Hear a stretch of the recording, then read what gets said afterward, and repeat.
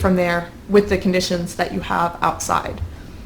There's a lot of tips and tricks to getting transplants in your garden, and if you don't know them, then your plants might suffer even more than they would suffer. Even doing everything perfectly right, there's always going to be transplant shock. There's always going to be some level of the plant being like, what is going on? This is not my warm greenhouse anymore sort of situation. So yeah, you're definitely giving up that in terms of the plant being acclimated already. Having seeds on hand is also, I think, so valuable because you have them, they're in your possession. You don't have to wait for them to become available, and you don't have to miss out if for some reason they're sold out or if something happens. If you go to the nursery and they don't have what you want, then you're out of luck unless you start your own. Once you have the seeds in your possession, this year's seeds were a little harder to come by. I did have to do a little bit more digging. I did end up getting everything that I wanted for the most part, and now they're in my possession. They belong to me, and as long as I take care of them, I can grow these anytime I want. If you wanted to grow indoors over the winter, and you had seeds in your possession, then it would be a lot easier to do that. You can't count on those plants being available if you wanted to grow off season, or if you wanted to grow, in a different climate. If you were like moving, you might still have the seeds. You could bring them with you where it would be harder. So they're easier to store. They're easier to just have on hand. Another thing about bringing transplants home from nurseries or big box stores, whatever you have. I can't even guess the percentage of those plants that come to your home with pests, but I would imagine that it's pretty significant. Whether it's insects or insect larvae in the soil, whether it's something already on the leaves, like eggs from some insect or caterpillar larvae eggs on a plant, something like that. I would say there's a significant risk to bringing something into your garden. And I can't imagine that you could get a pest from a seed. I mean, maybe it's possible, but yeah, I think that the risk of bringing a pest into your garden is significantly less if you start from seed. And then the last thing is knowing how the plant starts from the beginning is helpful if you ever get to the point where you're saving your own seeds and replanting them. Because if you started from a plant and you were able to save seeds, then you have to start those from seed anyway. So it's not like you can take the seeds and give them back to the nursery and have them, exchange them for plants. That would be kind of cool if they would do that. But if your eventual goal is to save even more money, get even more diversity,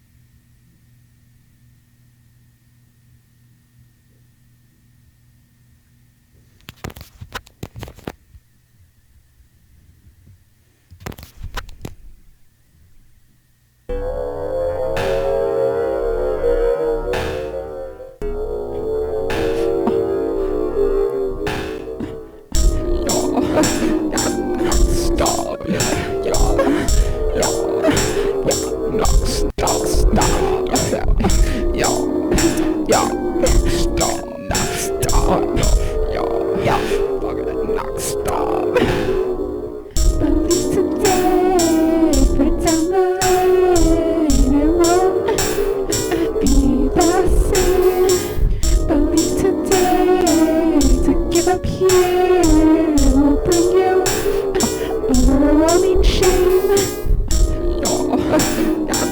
Stop,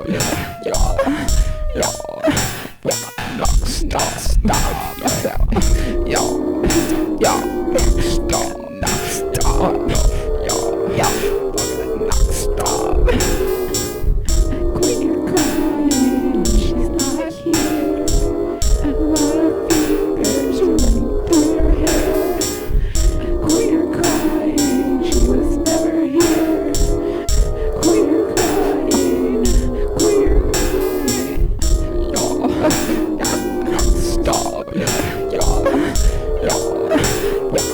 Stop, stop.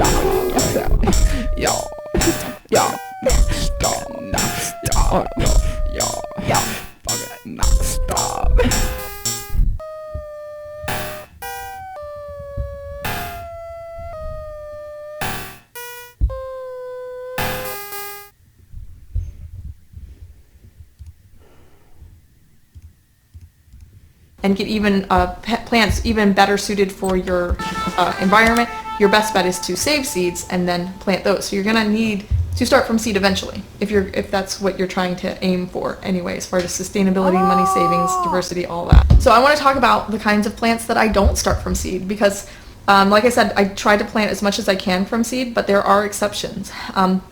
Generally, when you think of plants, you have annuals and you have perennials. So annuals are ones that you start from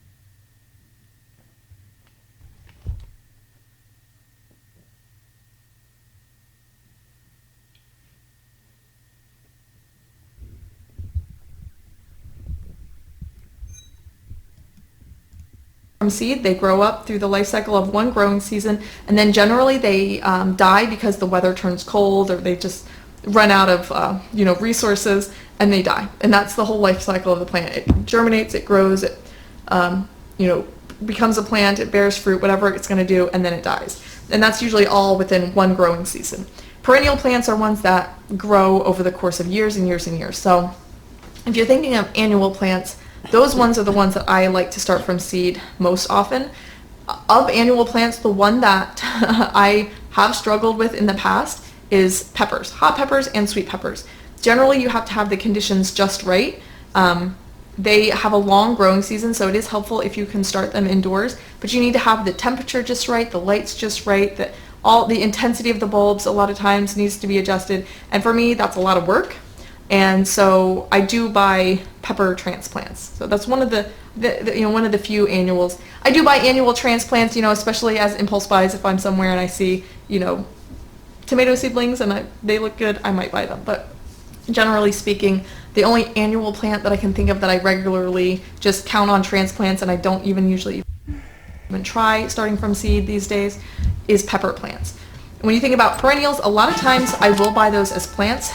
Perennials, because they come back year after year, they are generally slower growing. They generally need to get to a certain size before you can harvest off of them. So I'm thinking of things like blueberry bushes, apple trees, anything that grows from a cutting or a root or a tuber or a rhizome or a corm, or all the different things. So I have asparagus, I have horseradish, I have rhubarb, we have fig bushes, all these things. We have strawberries, all of these things we got as plants instead of from seed. Some things we have actually done both ways. I have asparagus from seed and asparagus from corms, I think they're called, crowns, whatever. Same thing with the rhubarb. I originally planted rhubarb from seed, but then I ended up getting rhubarb crowns, and so we have both. And I would say the ones from seed they took longer to germinate. They were a more difficult plant, so if I were to do it over again, I probably would have just gotten the crowns from the beginning. The reason why I did rhubarb from seed is because I couldn't find crowns locally to me, and I was able to find the seeds. So that's another thing as far as like a benefit to seeds is they're small, they ship well, they're a lot cheaper to ship, there's a lot less risk to shipping them if you want to order them online or trade with a friend or something like that. All right, so let's talk about where to get seeds, how to get seeds, what to look for in seeds, things like that. So you can buy seeds pretty much anywhere, especially this time of year. Part of the reason why I have so many seeds is because I just kind of impulse buy them, and if you've never shopped for seeds, you might not notice them because they're just kind of tucked in corners of just about every store. You can buy them at Target, you can buy them at grocery stores, you can buy them, of course, at nurseries and like big box stores, Home Depot, things like that. You can buy them online, which is where I got most of my seeds this year since I'm staying indoors or staying, at home. But you can get seeds all over the place. You can even get seeds at Dollar Tree, and they're decent seeds too. I mean, you won't get a huge variety, and you don't get a ton of seeds per packet, but they're 4 for $1. You get a pack of seeds for 25 cents, and they germinate perfectly fine, and they grow perfectly fine. So you can get seeds lots of different places. If you don't want to buy seeds, you could do a seed swap with somebody who had seeds. If you had some seeds and they had some seeds, you could swap. So if you grow a tomato plant or a cucumber plant, usually, 1 or 2 of those plants might be enough that all you would need. And then you have like the rest of the seeds in the packet. So swapping with a friend could be helpful. Sometimes organizations will do like organized swaps. So I've gone to a few seed swaps, plant cutting swaps in the past. So that's a really good way. Another great place to get your seeds is from your own garden. So self-save seeds. I have a couple things here. Like this right here. It's just in this grocery bag, but this is the head of a sunflower. And I just took it off, and I think it broke in the wind is why it came off the plant. I just let it dry, and I put it in a bag. And so I have a ton of sunflower seeds that I could plant. Some plants will very easily give you the seeds. It's very easy to identify them, and they just kind of come onto the plant and dry on the plant, and you can't really stop it from happening, like the sunflower seeds.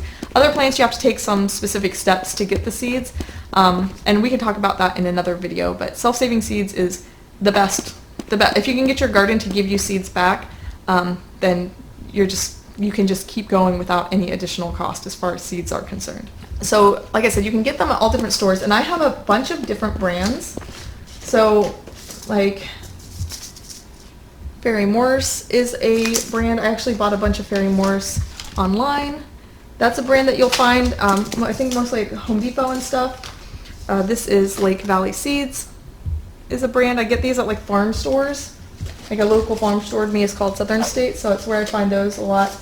Baker Creek is a good source for seeds online. I think they have a store, but they have just one, and I think it's in Missouri. So I've never been to their store, so I order online. Let's see. These ones, I don't even know where these came from. I know where this pack came from, but I don't know what store sells these seeds. But these I got from their farmers market. The Master Gardener program has like a seed bucket. These are older, like out-of-date seeds, but they probably will germinate. Just a little lesser rate, but they will probably grow. And they just give them away to anybody who wants them, which is awesome. Let me see. I'm trying to find Burpee, because that's the brand you'll probably see most often, just like in grocery stores and stuff. Burpee is a brand, another brand. Oh, if you go to like a farm store, like I get these at Tractor Supply, a lot of times you can get like seeds in bulk. So things that you need a lot of seeds for, if you're doing a long row, or if it's a seed that you just need like one seed makes one plant and then you eat that plant and it's done. So something like a radish or a beet or something, one seed makes one beet. Whereas if you get a tomato plant, one tomato plant makes a lot of tomatoes. But if you need like a lot of seeds, getting them in bulk from like a farm store might be a good option. And then, but yeah, there's a lot of different brands. Oh, let me show you another one. This one, Livingston Seed Company. I like this brand. They generally, their prices are pretty equivalent. This is $1.19 for a pack of cucumber seeds, and there's a lot more seeds in here. It says clearly more seeds, and you can see them in the little window. They generally have more. So if you're comparing different seed packets, you can't compare different plants because their seeds, of course, will weigh different depending on what you get. Let me see if I can find two of the same thing here.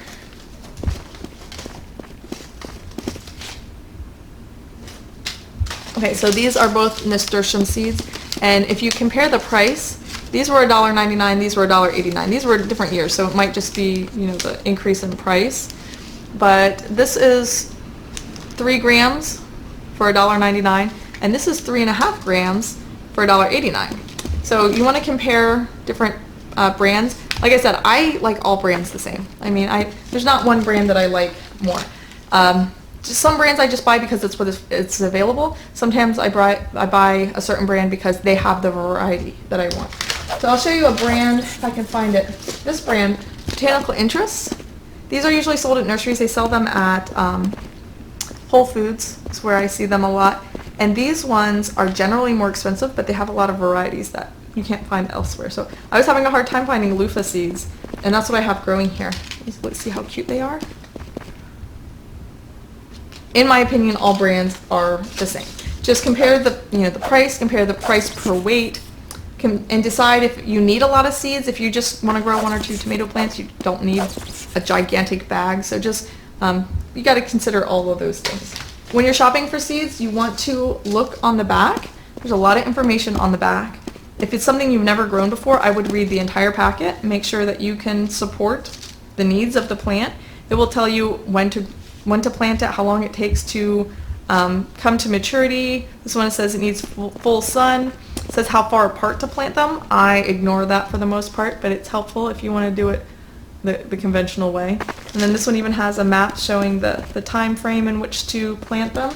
And some of them will even tell you if you need to plant them indoors, if they have like a longer growing season. So that's helpful. I do like, let's see, like the Botanical Interests will have like a sketch, oh, there it is, of the seedling. And then these ones, the Lake Valley seeds, they have a little photograph of the seedling, which is helpful if you've never grown it before and it comes up. You want to make sure it is what you think it is and not a weed, or you don't pull out the wrong thing. So that's helpful.